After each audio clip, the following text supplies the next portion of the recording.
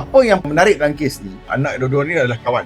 Kedua-dua anak mereka ni menyertai kumpulan, kita cakap, pertubuhan yang tidak berdaftar. Untuk maklumat, pertubuhan ni adalah pertubuhan Melayu yang tak berdaftar. Secara jujurnya saya banyak jumpa pertubuhan-pertubuhan ni, dia bagi perlindungan, bagi backup. Jarang betul saya jumpa di mana pertubuhan-pertubuhan yang sepatutnya backup ahli-ahli dia ni pergi jual ahli-ahli dia.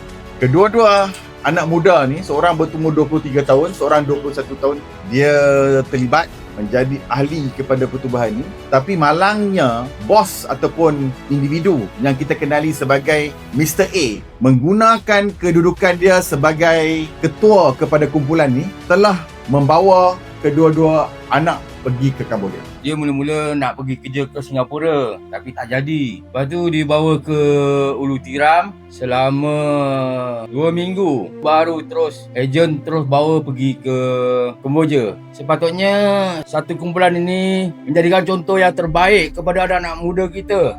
Saya minta jasa baik kepada Polis Diraja Malaysia dan ahli-ahli kumpulan yang bertanggungjawab lah menyelesaikan masalah ini. Maksud saya, kalau ada pandai-pandai bawa sana, pulangkan baiklah anak saya. Total 4 orang. Kampung yang sama, air baloi Pontian, semua Melayu, semua kawan. Diorang tak bagi tahu persatuan apa yang diorang masuk ni. Diorang sebelum ni ada dibagi tawaran bekerja di Singapura, tapi perjalanan mereka tak ke Singapura.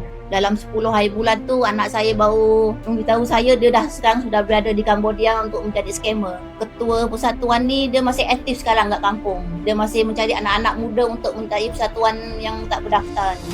Ini bukan perkara baru sebenarnya. Kalau tuan-tuan dengar, kalau kes yang melibatkan budak Melayu, mesti daripada Johor. Tapi hari ini, kita dapat sah pasal kita nampak ada gambar individu yang bawa ni semua telah dirakam dan hantar pada mak. Jadi kita nak minta kepada ketua kumpulan ni lah.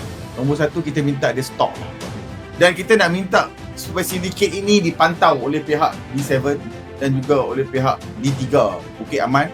Kerana kita perlu noktahkan rakyat-rakyat Johor ni, terutamanya daripada bangsa Melayu yang ramai-ramai yang pergi ke sana ni, kebanyakannya daripada negeri Johor. Yang kedua, kita nak minta rayuan kepada pihak kedutaan Malaysia di Cambodia untuk membantu melakukan koordinasi dengan pihak Cambodia Authority. Maklumat yang kita dapat sekarang ni, dia berada di Vale Veng di Cambodia, di sepadan Thailand.